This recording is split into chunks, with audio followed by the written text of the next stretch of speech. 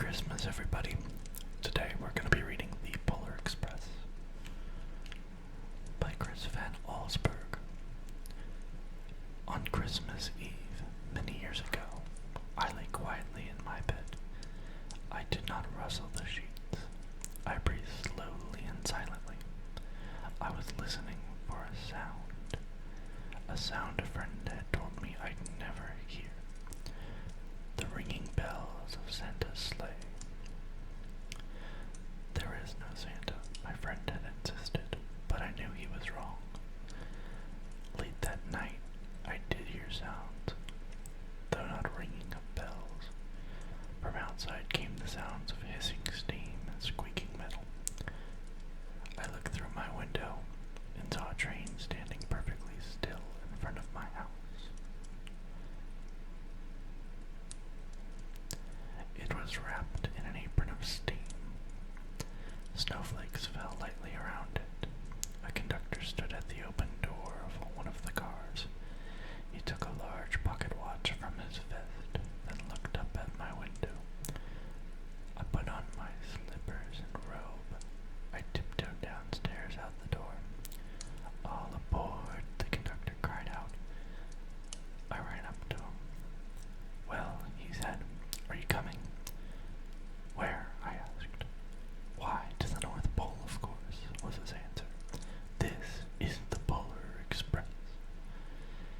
I took his outstretched hand and he pulled me aboard.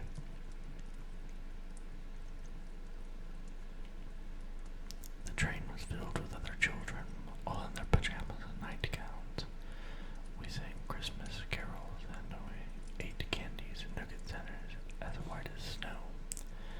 We drank hot cocoa as thick and rich as melted chocolate bars.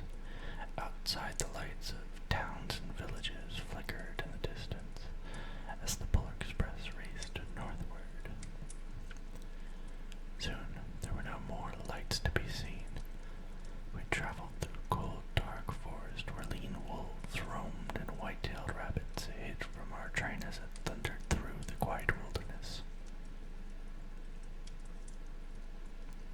We climbed mountains so high it seems as if we would scrape the moon, but the Polar Express never slowed down. Faster and faster we ran along, rolling over peaks through the valleys like a car on a roller coaster.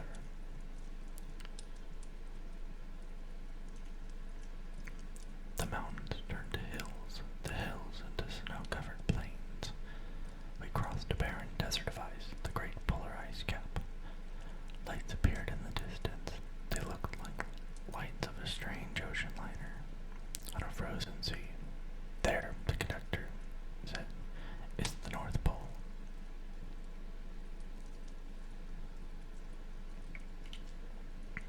The North Pole.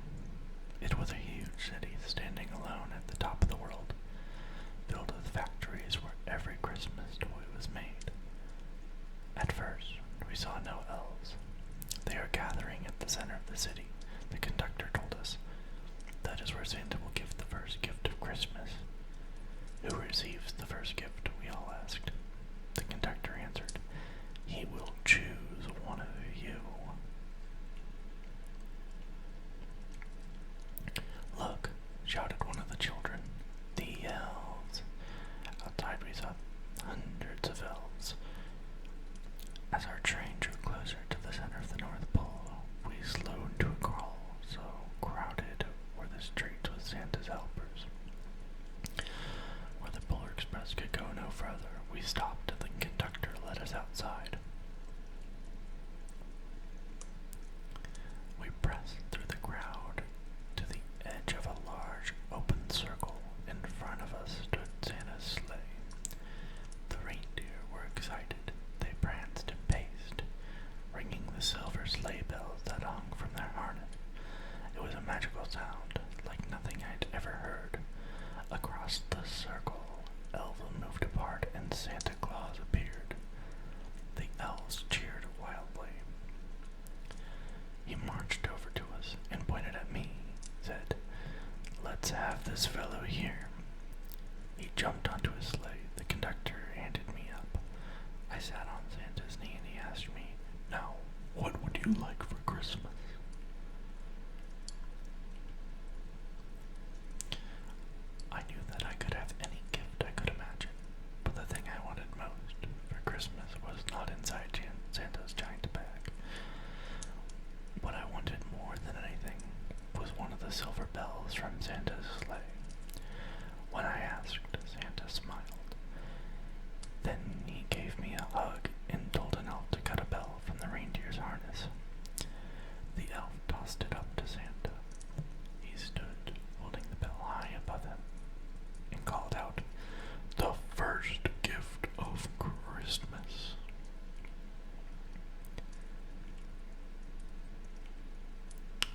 clock struck midnight as the elves roared their approval.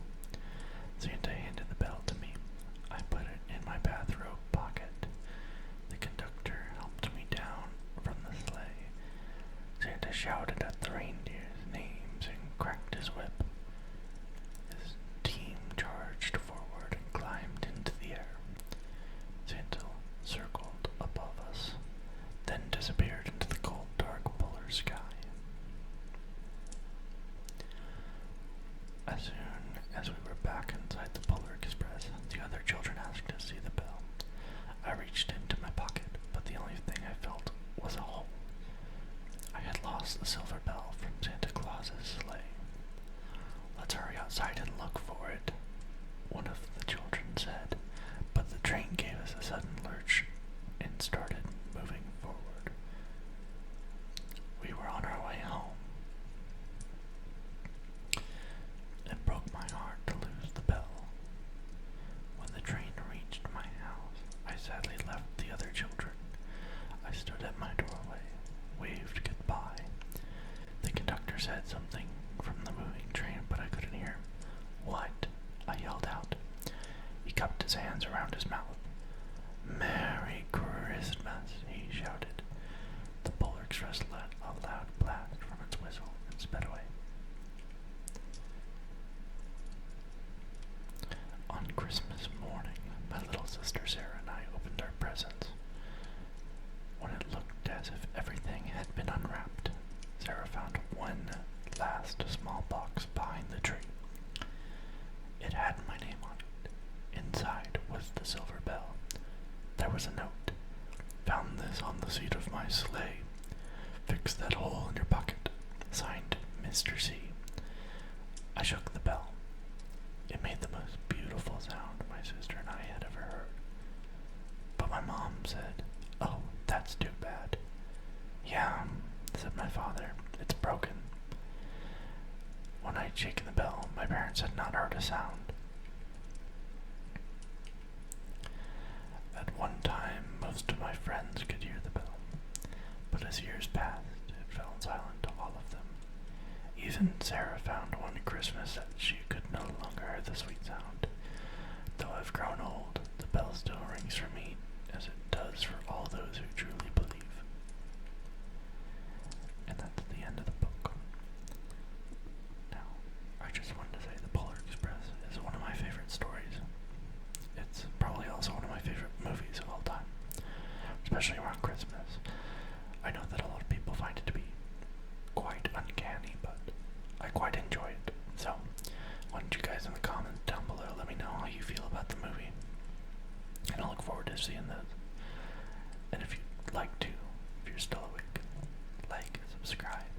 Hopefully I can see you around. I just released a series of myself playing this game on the PlayStation 2.